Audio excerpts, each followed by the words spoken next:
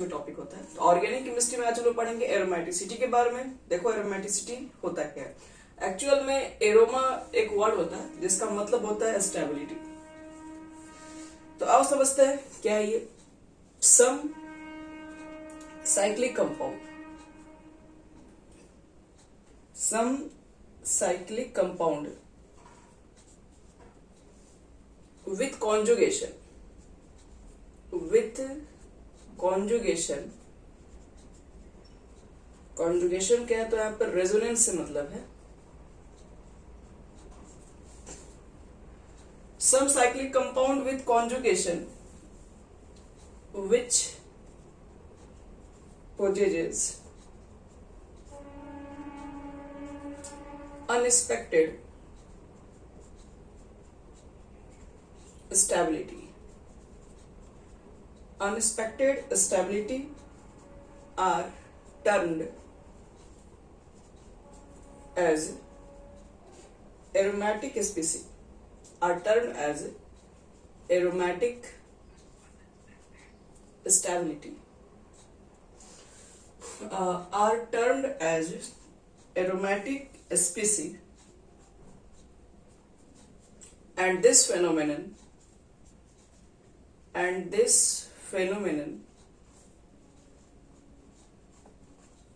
is called aromaticity.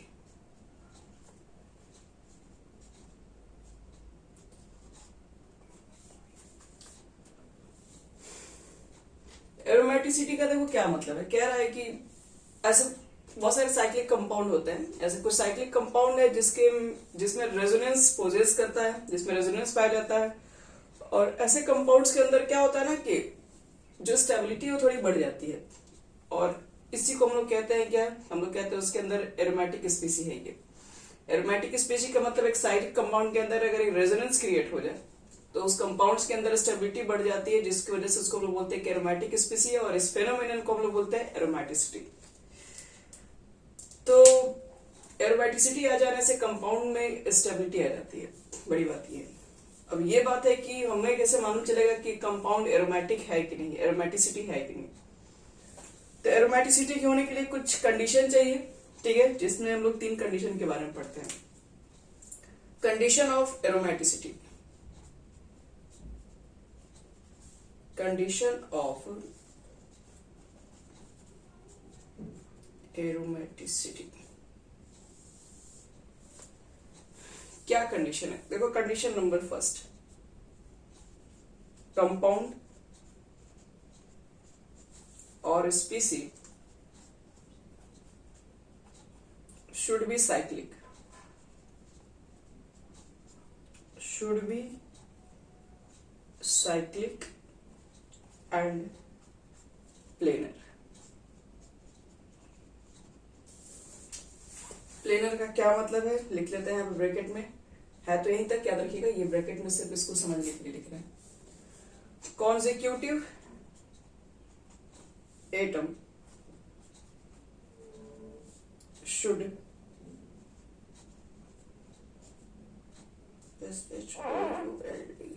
should sp2 and sp hybridization।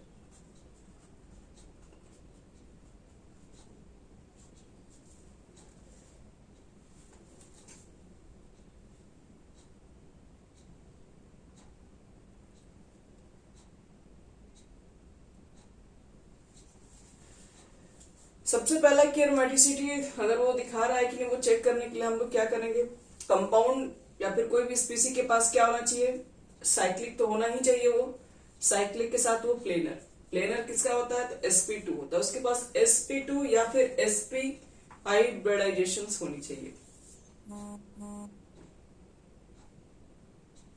तो इस तरह के आपके पास अगर कोई भी कंपाउंड होगा तो हम बोलेंगे उसके अंदर एरोमेटिसिटी होगा। प्लेनर चाहिए और क्या बताया, साइक्लिक चाहिए, 2 चीजें पहले।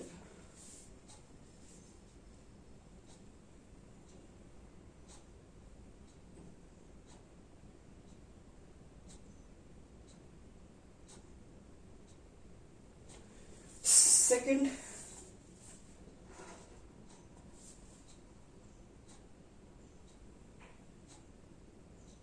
देखो सेकंड क्या होगा। सेकंड में आपके पास है मॉलिक्यूल और स्पीसी। मॉलिक्यूल और स्पीसी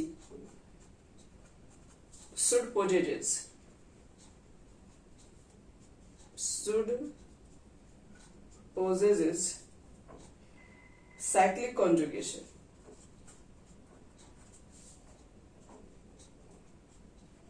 साइक्लिक कॉन्जुगेशन या फिर रेजोनेंस।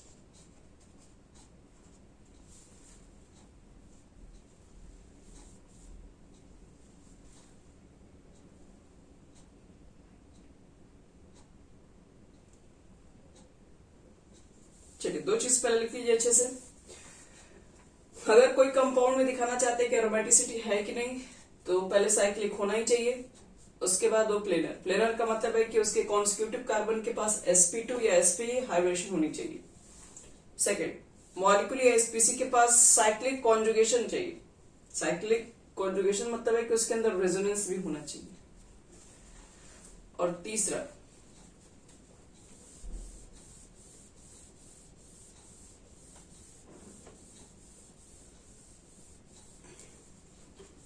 हम लोग थर्ड में बोलते हैं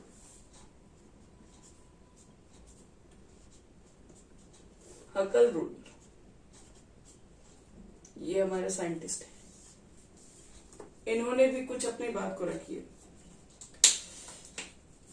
इन्होंने कहा है the number of pi electron present in cyclic resonance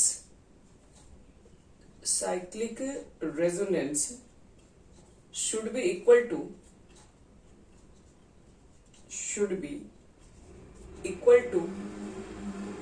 4n plus 2 pi electron, where n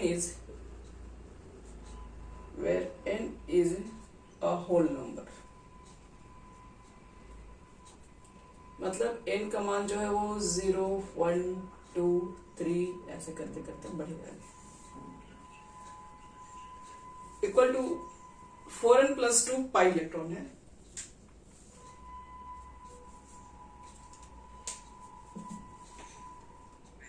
बोलो,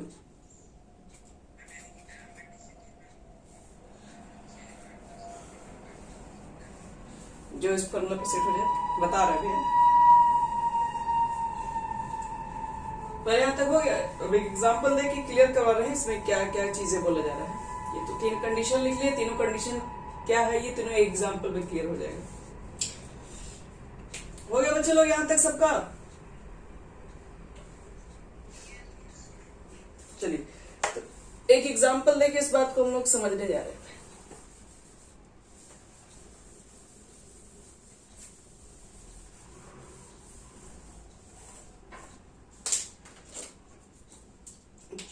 एग्जाम्पल हमारे पास देखो क्या है। मान लो ये तुमको स्पीसी मिल गया और आपसे पूछा गया कि क्या ये स्पीसी के अंदर एरोमेटिसिटी है या नहीं, चेक करना है। और यहां पर है प्लस चार्ज। तो देखो कैसे चेक होगा पहले इसके अंदर। तो पहले जो बातें की गई थी उस पर बात करते हैं। कंपाउंड्स और species should be cyclic and plane. क्या ये साइक्लिक है?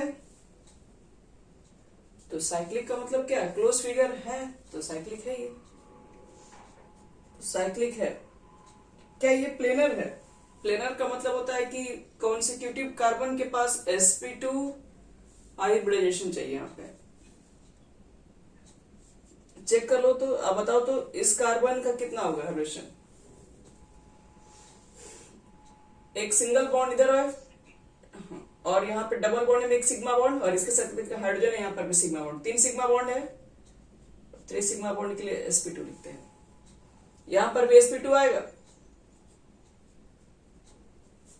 और इसके पास चेक करो तो प्लस का मतलब है कि इसका एक इलेक्ट्रॉन तो पूरी तरीके से खाली, एक ऑर्बिटल्स खाली हो चुका है। कार्बोकेटायन के पास भी बताए थे आप लोग को उस दिन, याद कीजिए sp2 ही होता है। तो देखो, तो ये तीनों के पास sp2 है, इसका मतलब ये प्लेनर है, इसकी ज्योमेट्री प्लेनर ज्योमेट्री में आती है। सी है कि ये साइक्लिक रेजोनेंस है, यहाँ पे साइक्लिक एंड प्लेनर एक में लिख सकते हैं। क्या ये साइक्लिक रेजोनेंस है? देखो क्या इसके अंदर रेजोनेंस आ सकता है? तो रेजोनेंस में देखो क्या बताता है, उसका रेजोनेंस भी करवा के दिखा रहे हैं। कंपाउंड हमारे पास ये है, यहाँ पर ये कार्बोकैटायन, कार्बोकैटायन के पास इलेक्ट्रॉन की कमी है तो हेल्प करने ये जाएगा, ये अपना इलेक्ट्रॉन को तोड़ के यहाँ पे रख देगा, दोनों इलेक्ट्रॉन को, तो यहाँ पे रख दिया जाएगा तो क्या होगा, ये वाला यहाँ जाएगा, तो डिफिशियंसी में कौन जाएगा, फिर यहाँ जाएगा। फिर इसके कमी को पूरा करने के लिए फिर इलेक्ट्रॉन को यहाँ शिफ्ट किया जाएगा, और जैसे ही इस इलेक्ट्रॉन को हम यहाँ शिफ्ट करेंगे प्लस चार्ज यहाँ आ जाएगा, फिर यहाँ लेके आएंगे तो फिर ऊपर चला जाएगा, मतलब फिर वापस इसी में आ जाएगा। इसका मतलब है कि इसके अंदर रेजोनेंस तो है, और डबल बॉन्ड थोड़ा यहाँ पर है, थोड़ा यहाँ पर है, थोड़ा यहाँ पर है, तीनों जगह प्रेजेंट है। और प्लस चार्ज कहाँ का है, एक यहाँ पर है, एक प्लस चार्ज यहाँ पर प्रेजेंट है, तीनों जगह पर प्लस चार्ज, तीनों पार्शियल का मतलब क्या, तीनों जगह इक्वल अमाउंट में बढ़ गया। पहले एक के पास कमी था, अब ये कमी तीनों के पास थोड़ा थोड़ा है, तो बताते कंपाउंड की स्टेबिलिटी बढ़ जाती है। मतलब साइक्लिक भी है, प्लेनर भी है, रेजोनेंस भी है। तो आते हम लोग third, Huckel's rule. Huckel's rule के फॉर्मूला पर भी सेट होना चाहिए, सबसे बड़ी बात। हकल्स रूल ने देखो क्या बोला था कि the number of pi electron in cyclic resonance should be equal to 4n+2 pi electrons. 4n+2 pi electron पे सेट हो जाना चाहिए। तो n का मान जब भी होना चाहिए होल नंबर ही होना चाहिए। तो क्या लगता है यहाँ पर पाई इलेक्ट्रॉन आपके पास कितना है, लिखेंगे ना कि सिंस 4n+2 और इज इक्वल टू कितना रखेंगे, तो देखो तो पाई इलेक्ट्रॉन्स कितना दिख रहा है, तो पाई आपके पास पाई बॉन्ड एक यहाँ पर दिख रहा है, इसमें 2 इलेक्ट्रॉन्स होता है, यानी 2 लिखोगे। तो 4n इज इक्वल टू क्या लिखेगा, 2 में से 2 गया आपका 0, n इज इक्वल टू कितना हो गया 0। तो हकल्स रूल का फॉर्मूला यही था कि अगर आपके पास उस कंपाउंड के अंदर अगर एरोमेटिसिटी है, साइक्लिक रेजोनेंस है, तो ये इस पर जरूर सेट हो जाएगा, 4n+2 पाई इलेक्ट्रॉन जरूर सेट हो जाएगा। और यहाँ पर n का मान या तो होल नंबर निकल के आएगा तभी वो साइक्लिक रेजोनेंस इसके अंदर होगा। यही बताया कि number of pi electron present in cyclic resonance. तो अगर यहाँ n का मान 0 आएगा तब भी पॉसिबल है, 1 आएगा तब भी पॉसिबल है, कभी फ्रैक्शन नहीं आना चाहिए, क्योंकि फ्रैक्शन आ जाएगा तो फिर होल नंबर होगा नहीं। तो यहाँ पर देख रहे हैं होल नंबर में 0 आ सकता है, इसलिए आपके पास हकल्स रूल के अकॉर्डिंग ये जो है वो सही है, मतलब इसके अंदर एरोमेटिसिटी आ सकती है। तीनों चीजों को चेक करना पड़ेगा। जिस कंपाउंड के अंदर एरोमेटिसिटी होगा उस कंपाउंड्स का जो भी पाई इलेक्ट्रॉन्स है वो इस पे जरूर सेट हो जाएगा। सेट हो गया। हम लोग क्या किए, 4n+2 की जगह पर पाई, हाँ बोलो।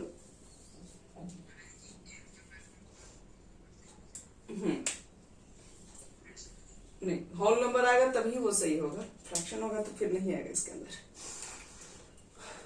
तो याद रखना, इसमें कोई भी कंपाउंड के अंदर एरोमेटिसिटी चेक करना है, साइक्लिक देख लो, प्लेनर देख लो, रेजोनेंस देख लो, और फाइनली लास्ट में आपको इस पर लाना है। और हकल्स रूल पर अगर वो सेट हो जाए और n का मान कोई भी तुम्हारे पास होल नंबर आ जाए वहां से रखने के बाद, पाई इलेक्ट्रॉन की वैल्यू को रखने के बाद, तब समझ लीजिएगा कि आपका सही है, एरोमेटिसिटी उसके अंदर है। जैसे इसके बाद हम एक बेंजीन भी दिखा रहे हैं, मिटा रहे इसको। बेंजीन लेके चेक करते हैं क्या बेंजीन के अंदर एरोमेटिसिटी होगा कि नहीं होगा, चेक करना हमें। तो सारी बातें पहले चेक करेंगे। तो साइक्लिक प्लेनर है कि नहीं है, साइक्लिक तो दिख रहा है, क्लोज फिगर है, बस यहाँ पे साइक्लिक का वही मिलेंगे। क्या ये प्लेनर है, तो यहाँ पर आप प्रत्येक कार्बन को चेक करो कितना सिग्मा बॉन्ड है, यहाँ पर मिलेगा, यहाँ मिलेगा, एक हाइड्रोजन के साथ मिलेगा, 3 ही सिग्मा बॉन्ड है, यानी कि साइक्लिक एंड प्लेनर है ये। दूसरी बात, क्या इसके अंदर रेजोनेंस होता है, बिल्कुल होता है। देखिए ये बॉन्ड तोड़ के यहाँ रख देगा तो ये फिर आगे बढ़ जाएगा, फिर ये आगे बढ़ जाएगा, रेजोनेंस आ जाएगा इसके अंदर। रेजोनेंस होता है कि नहीं, आप देखिए अगर हम इसको यहाँ रख दें तो ये वाला फिर आगे बढ़ जाएगा, फिर ये वाला और आगे आ जाएगा, देखिए एक आगे रेजोनेंस, इसका मतलब इसके अंदर साइक्लिक रेजोनेंस है। और थर्ड आपके पास क्या है, इसके अंदर जो पाई इलेक्ट्रॉन्स है वो हकल्स रूल के फॉर्मूला पर आना चाहिए, यानी 4n + 2 = कितना लिखा जाए यहाँ पे,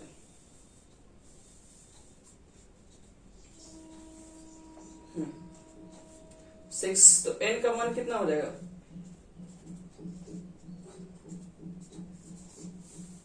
तो 1 तो एक होल नंबर में आ जाएगा। तो इसलिए बेंजीन के अंदर भी एक एरोमेटिसिटी है। चलो, एरोमेटिसिटी तो हम लोग तुरंत मालूम कर लेंगे किसके अंदर है किसके अंदर नहीं है। अब बात करते हैं एंटी एरोमेटिसिटी क्या होता है।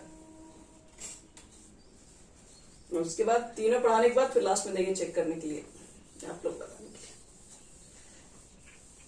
लिखो बच्चे लोग आप हेडिंग, एंटी एरोमेटिसिटी।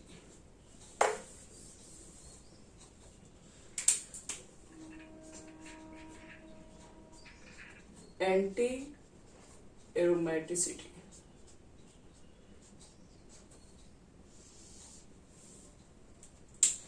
लिखो, anti aromaticity are highly unstable. Anti aromaticity are highly unstable.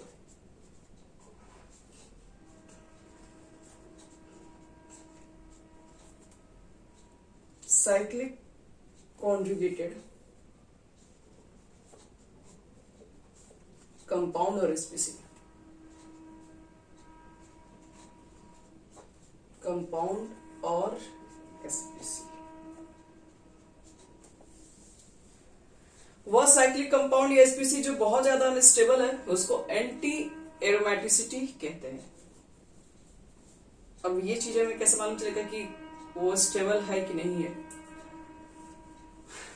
तो वो भी कंडीशन आते हैं फिर से, जिस तरीके से एरोमेटिसिटी को पहचानने के लिए कंडीशन थे, इसके भी पहचानने के लिए कंडीशन है। इसका क्या है कंडीशन, लिखो इसके कंडीशन,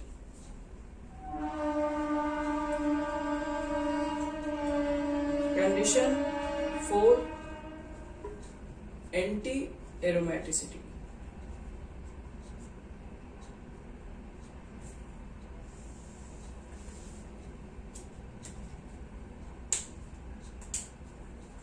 पहला साइक्लिक प्लेनर, ये तो ऊपर भी था। सेकेंड साइक्लिक रेजोनेंस, ये भी था हमारे पास। थर्ड चाहिए Huckel's rule.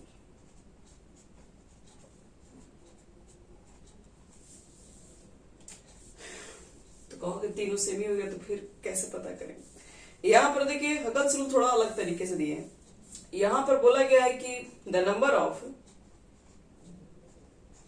Pi electron present in cyclic conjugation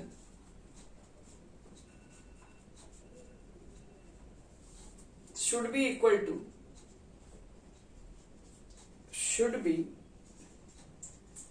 equal to 4n pi electron, where n is natural number.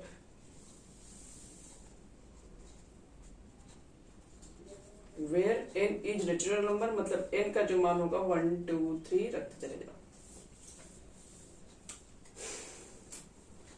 Anti aromaticity के लिए क्या चेक करना होता है हमें, एंटी एरोमेटिसिटी के लिए कंपाउंड के अंदर साइक्लिक चाहिए, प्लेनर चाहिए, साइक्लिक रेजोनेंस चाहिए। और हकल्स रूल यहाँ पर ये बोले हैं कंपाउंड के अंदर अगर एंटी एरोमेटिसिटी मतलब हाईली अनस्टेबल है तो उसका जो पाई इलेक्ट्रॉन्स होगा वो हमेशा इस फॉर्मूले पे सेट हो जाएगा, और यहां से जो इनका मान निकलना चाहिए वो 1 2 3 निकलेगा, तब जाके वो कंपाउंड तुम्हारा हाईली अनस्टेबल होगा।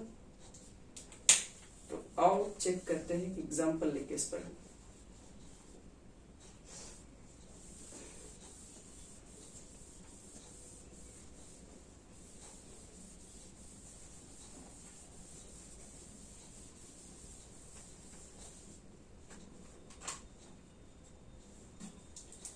एक कंपाउंड यहां पर आपके पास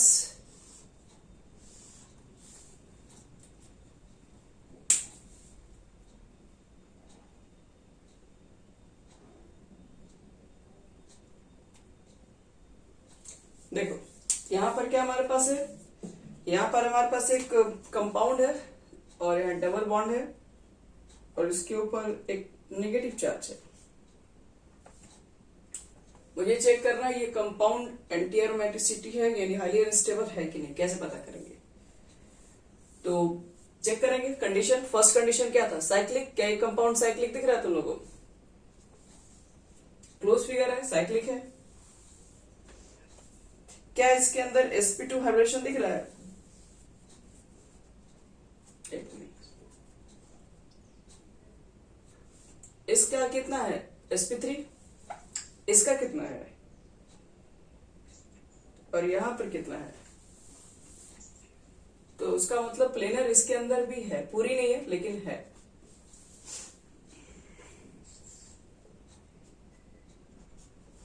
क्या इसके अंदर भी रेजोनेंस आ सकता है? बोलिए।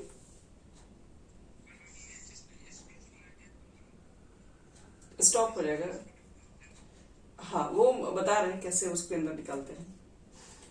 प्लेनर में तुम्हारा sp2 यानी कि ये वाले कंडीशन पे काम कर सकता है, यहां पर भी काम कर सकता है, ऊपर वाले के लिए नहीं। तो किसी एक के लिए भी काम करेंगे तो हो जाता है। हाँ, और तुम्हारे पास पाई इलेक्ट्रॉन है तो प्लेनर्स आती है ज्योमेट्री उसके अंदर। साइक्लिक रेजोनेंस होगा इसके अंदर, तो रेजोनेंस तो इसमें आता है ना। ये हम लोग इलेक्ट्रॉन यहाँ पे पुट करते हैं, ये सब रेजोनेंस आपको सब बढ़ा चुके हैं इसमें। यहाँ डालते थे, यहाँ पर नेगेटिव चार्ज, फिर इसको अगर हम लोग यहाँ पर पुट कर दें तो फिर यहाँ पे जाएगा, तो फिर ये नेगेटिव चार्ज इधर बन जाएगा। तो यहाँ पर एक आता था और एक नेगेटिव चार्ज, ये पीछे आप लोग पढ़ चुके हो, अपन इसे भी कर सकते हो। तो इसका मतलब है कि साइक्लिक रेजोनेंस इसमें है। और थर्ड चीज आपके पास होनी चाहिए क्या? 4n पाई इलेक्ट्रॉन पे सेट होना चाहिए वो। तो 4n इज इक्वल टू 2। तो n इज इक्वल टू कितना हो गया? एक मिनट यहाँ पर पाई इलेक्ट्रॉन, मेरा कहने का सेंस क्या है, यहाँ पे ये तो है ही इसके पास, लेकिन इसका भी तो इलेक्ट्रॉन्स क्या कहते हैं, पाई बॉन्ड ही बना रहा है ना। तो हम लोग क्या करते हैं ना, यहाँ पर लोन पेयर को भी काउंट करते हैं और इसको भी काउंट करेंगे टोटल। तो ये कुल मिला के यहाँ पर 4 होता है और यहाँ पर काउंट होगा तुम्हारे पास 1। तब जाके हम लोग बोलेंगे कि इसके अंदर एक हाईली अनस्टेबल स्पीसी है ये। क्यों? क्योंकि इसके अंदर एंटी एरोमेटिसिटी होता है। यहां पे देखो, ये हमारे पास कंपाउंड है। अब इसे मालूम करना है कि क्या ये कंपाउंड एरोमेटिक है, एंटी एरोमेटिक है। देखिए ये सब चीजें क्या है, सब बस चेक करने के लिए आपके पास आता है। जैसे कि अब देखो एक कंपटीशन टाइप के एग्जामिनेशन में 4 दिया रहेगा, पूछेगा कि इसके अंदर ज्यादा स्टेबल कौन है, कम स्टेबल कौन है। तो हम बहुत चीज तो डिफाइन कर सकते हैं, कहाँ स्टेबल ज्यादा है, कहाँ कम है, क्योंकि इसके लिए हम लोग जीओसी पढ़ चुके। लेकिन बहुत सारी ऐसी चीजें हैं जो कि साइक्लिक के अंदर डिफाइन है, लेकिन हमें मालूम नहीं चलेगा कि वो स्टेबल है कि नहीं। तो इसके लिए हम लोग चेक करते हैं, इसके अंदर एरोमेटिसिटी चेक करते हैं। एरोमेटिक कंपाउंड है तो ज्यादा स्टेबल होगा। तो एरोमेटिक कंपाउंड कैसे मालूम करेंगे? तो वो सारे कंडीशन हो गए। अब ये चेक करना है कि स्टेबल है कि नहीं है। तो इसके लिए आप वही चीज करेंगे, साइक्लिक है, ठीक है, पाई इलेक्ट्रॉन्स इसके अंदर है, तो साइक्लिक प्लेनर दोनों कहलाएगा।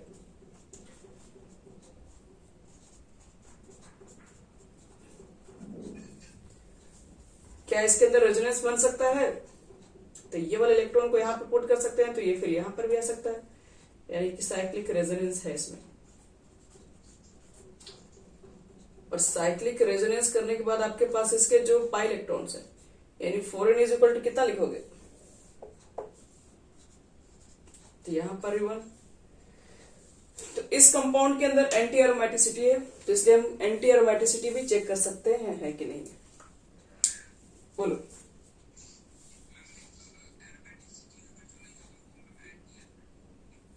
एक और होता है, अभी थर्ड के बारे में बताया, एक नॉन एरोमेटिक होता है।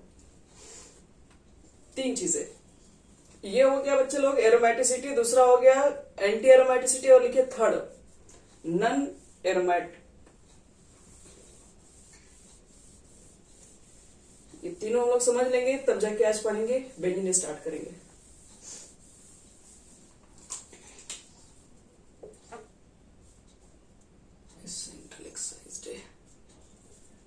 Non aromatic. आओ चेक करते हैं नॉन एरोमेटिक क्या है। स्पीकर बंद कर लो सब बच्चे लोग, हल्ला हो रहा है। चलो लिखते हैं दोज स्पीसी और कंपाउंड, दोज स्पीसी और compound which are neither aromaticity, which are neither aromaticity nor anti-aromaticity,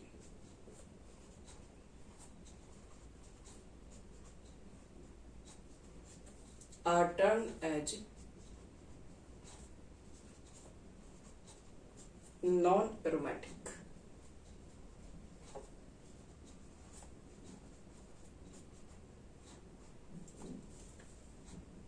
एक ऐसा कंपाउंड, एक ऐसा स्पीसी जो ना एरोमेटिसिटी है, जो ना एंटी एरोमेटिसिटी है, वैसे स्पीसी को हम लोग बोलते हैं नॉन एरोमेटिक। तो पहचान कैसे करेंगे, फिर से वही बात। तो देखिए वो भी साइक्लिक होगा एंड प्लेनर। दूसरी बात, कॉन्जुगेशन भी हो सकता है, but do not have cyclic conjugation. देखिए कॉन्जुगेशन तो होगा लेकिन साइक्लिक कॉन्जुगेशन नहीं होगा। साइक्लिक कॉन्जुगेशन मतलब पूरा पाई इलेक्ट्रॉन्स जो है नॉर एरोमेटिसिटी नहीं, नॉर, हाँ कह रहा है कि कॉन्जुगेशन तो उसके अंदर होना चाहिए, एक मिनट, कॉन्जुगेशन ठीक से, बट साइक्लिक कॉन्जुगेशन नहीं होना चाहिए। साइक्लिक कॉन्जुगेशन का मतलब होता है पाई इलेक्ट्रॉन्स हर जगह मूव कर रहे हैं। अभी तक आप जितने एग्जांपल देखे थे पाई जगह में साइक्लिक कॉन्जुगेशन था, यहां पर साइक्लिक कॉन्जुगेशन नहीं होगा। और इसके लिए क्या कोई शॉर्टकट फॉर्मूला है? नहीं, इसके लिए कोई फॉर्मूला वगैरह नहीं है, ये आपको पता करना पड़ जाएगा। तो याद रखना, अगर जो हकल्स रूल के पहला वाले फॉर्मूला पर अगर सेट हो जाता है तो एरोमेटिक, दूसरा वाला पे सेट हो जाए तो एंटी एरोमेटिक, और दोनों पे सेट अगर नहीं हो जाता है तो ये तुम्हारा नॉन एरोमेटिक कंपाउंड्स होगा। तो आओ देखते हैं ऐसा क्या होगा इसके अंदर।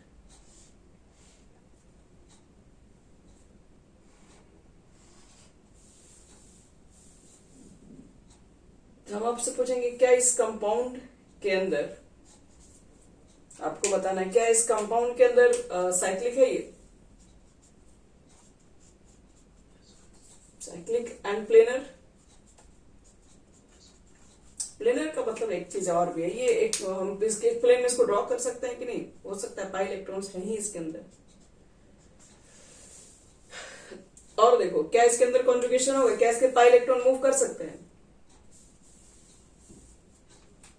तो पाई इलेक्ट्रॉन्स कहां मूव कीजिएगा बताइए?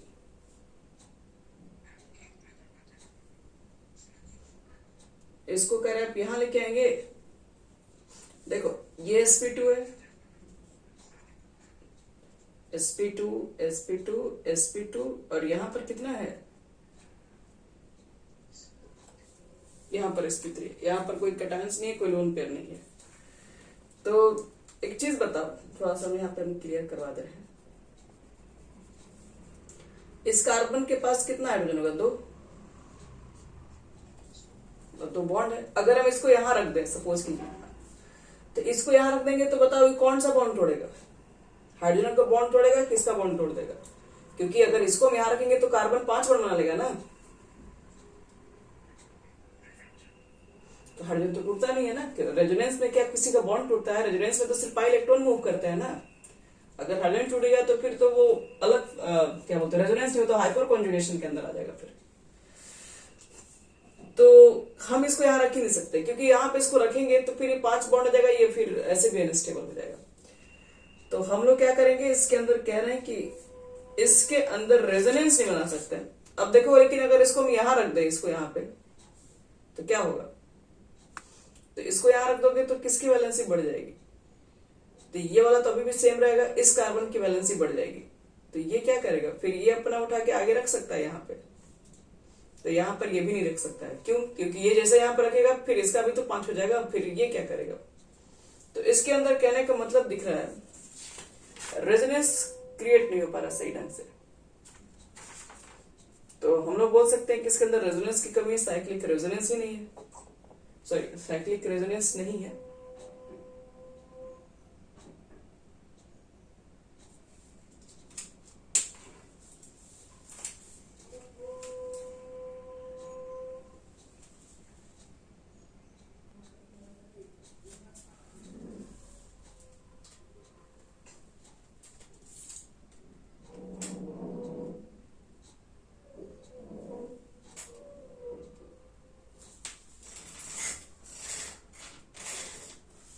तो यही है बच्चे लोग, इसके अंदर साइक्लिक प्लेनर्स होगा, कॉन्जुगेशंस होगा, लेकिन साइक्लिक कॉन्जुगेशंस नहीं होगा।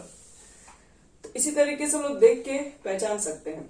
और याद रखना कि any atoms comes out to be sp3 hybridization, उसमें साइक्लिक जो कॉन्जुगेशन होता है वो स्टॉप हो जाता है। एक नोट्स लिख लीजिए, आप हमेशा इस बात को याद रखिएगा।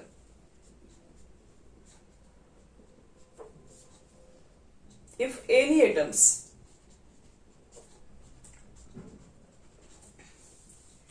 if any atoms comes out to be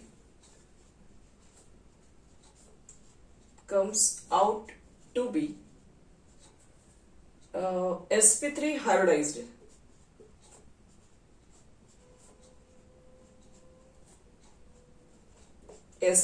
hybridized, then cyclic resonance will be a stop, and the compound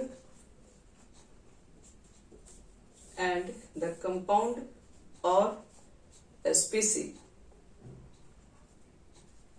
will turn non-aromatic.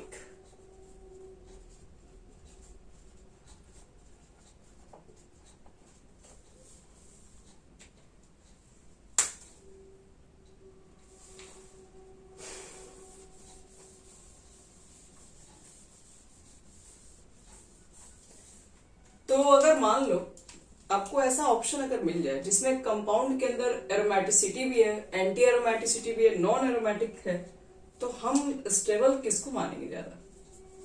तो ये आपको हम एक ऑर्डर बता रहे हैं, स्टेबिलिटी ऑर्डर। स्टेबिलिटी ऑर्डर याद रखना, स्टेबिलिटी ऑर्डर क्या होता है। सबसे पहला आपके पास आएगा एरोमेटिक। एरोमेटिक मतलब वही एरोमेटिसिटी सबसे हाईएस्ट, फिर आता है नॉन एरोमेटिक स्टेबल,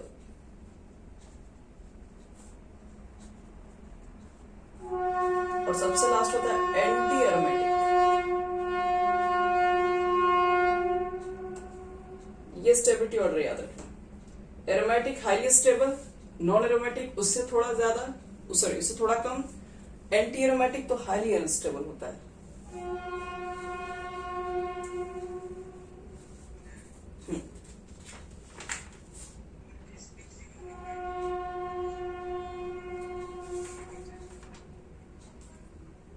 हाँ, पर लोन पेयर नहीं होना चाहिए, sp3 सिर्फ होना चाहिए।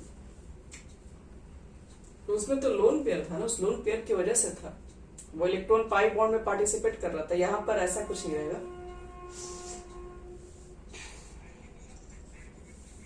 हाँ, लोन पेयर इसमें नहीं है, इसमें पूरे कार्बन के पास आपके पास sp3 रहेगा, कोई भी लोन पेयर का कंडीशन नहीं है। तब देखो इसके अंदर क्या होगा, थोड़ा समझते हैं कि एग्जाम्पल भी लेके उसके बाद इसको क्लोज करते हैं, पूरी तरीके से बंद हो जाएगा ये। यहां देखो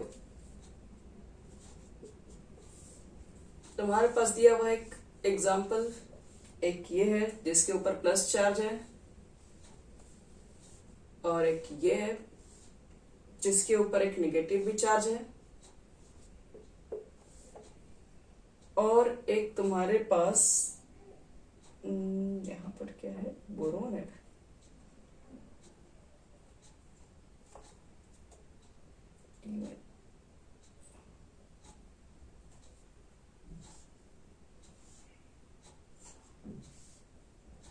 बोरोन है बी, इसमें कार्बन नहीं है। तो आपको बताना है कि इस कंपाउंड्स के अंदर कौन सा एरोमेटिक है, कौन सा नॉन एरोमेटिक है, कौन सा एंटी एरोमेटिक है, या फिर कुछ भी हो सकता है, एक तरह का ऑप्शन मोर देन वन मिल सकता है। तो ये दोनों के बारे में तो आप जानते ही हैं। ये किसके अंदर आया था? तो 4n+2 2 के इक्वल करेंगे तो इनका मान यहाँ पे 0 आ जाता है। एरोमेटिक का कंडीशन है ये हमारा आता है 4n+4, यानी ये 1, यानी एंटी एरोमेटिक पे सेट है। ये किस पर है? तो पहले चेक कर लो, साइक्लिक है, ये प्लेनर है। बोरोन का बोरोन कितना होता है atomic number? Hydrogen helium lithium beryllium boron 5 होता है ना। तो 5 इसके पास, और इसके पास चेक करेंगे हम लोग इलेक्ट्रॉन्स के ऊपर। तो बोरोन के पास 1s2 होता है, 2s2 होता है, 2p1 होता है। 2s2 में 2 इलेक्ट्रॉन्स है इसका, 2p1 में कितना इलेक्ट्रॉन्स है? 1 इलेक्ट्रॉन्स है। एक अगर हम और आगे बढ़ा दें तो ये 3 बॉन्ड बनाता है बोरोन। बोरोन 3 बॉन्ड बनाता है। अभी कितना बना इसके पास है? 2 बना है। तो इसका मतलब अभी 2 बना है, तो क्या इसके पास अभी इलेक्ट्रॉन्स होगा? तो अभी 1 इलेक्ट्रॉन यहां लगा, 1 इलेक्ट्रॉन यहां। इसके पास वैकेंट ऑर्बिटल्स भी है, खाली ऑर्बिटल्स भी है, और उसके पास इलेक्ट्रॉन्स भी है। यही ना इसके पास है। तो क्या ये बना सकता है? क्या ये किसी फॉर्मूला पर आ जाएगा? ये इसके पास पहले इलेक्ट्रॉन कितना है एक्स्ट्रा? इसके पास एक्स्ट्रा 1 इलेक्ट्रॉन है कि 2 इलेक्ट्रॉन है?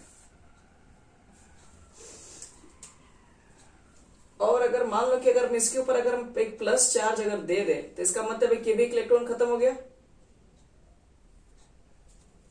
तो क्या ये अब एरोमेटिसिटी बना सकता है कि एंटी एरोमेटिसिटी बना सकता है?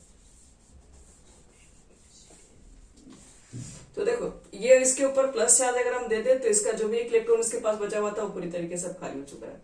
तो इसका मतलब ये डिफिशियंसी हो गया। अब इसको इलेक्ट्रॉन्स की जरूरत होगी तो फिर ये वाला चीज है यहां पर जाएगा। तो वही एरोमेटिसिटी, इसके अंदर साइक्लिक रेजोनेंस तब हो जाएगा। साइक्लिक रेजोनेंस के बाद इसको हम लोग यहां पर पुट करेंगे तो प्लस चार्ज यहां पर आएगा। इस तरह से इसके अंदर ही हो जाएगा, मूव कर जाएगा। तो किस पर सेट हो जाएगा? तो 4n+2 इज इक्वल टू 2 रख के चेक करो तो n का वैल्यू 0। ये भी आपके पास जो कंपाउंड है एक एरोमेटिक कंपाउंड होगा। एरोमेटिसिटी इसके अंदर आ जाएगा।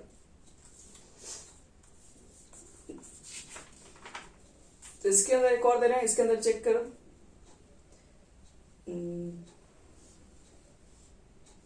यहाँ पे नाइट्रोजन है और नाइट्रोजन के साथ एक हाइड्रोजन है। नाइट्रोजन 3 बार बनाता है, एक लोन पेयर है।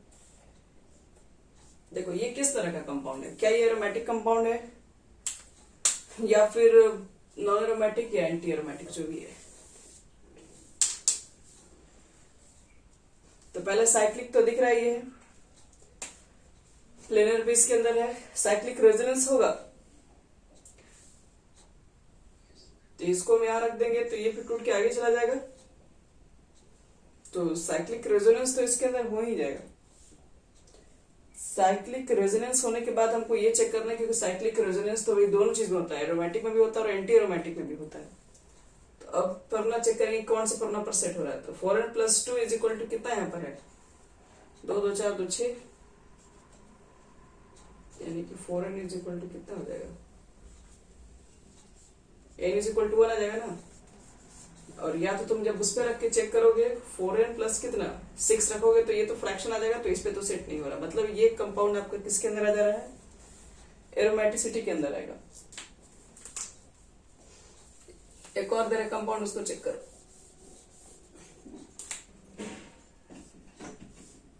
यहां पर ऑक्सीजन इसके पास है लोन पेयर।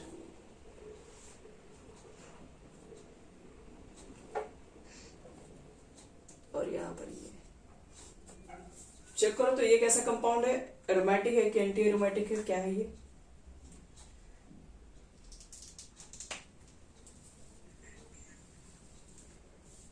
एंटी एरोमेटिक है। कैसे?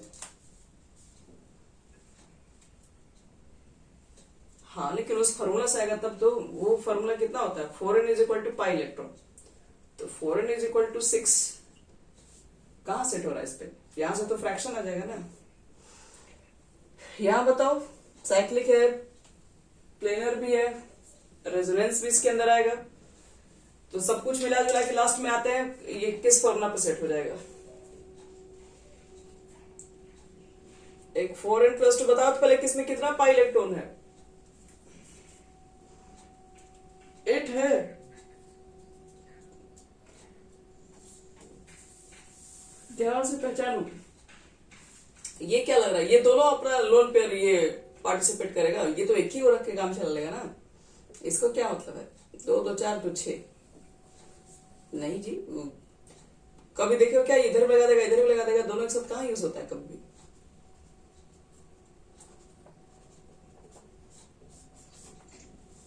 तो ये आपका आ जाएगा एरोमेटिक में आ जाएगा।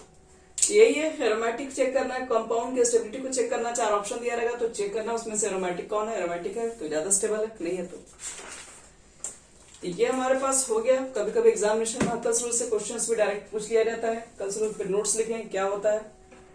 तो ये हो गया हमारे पास।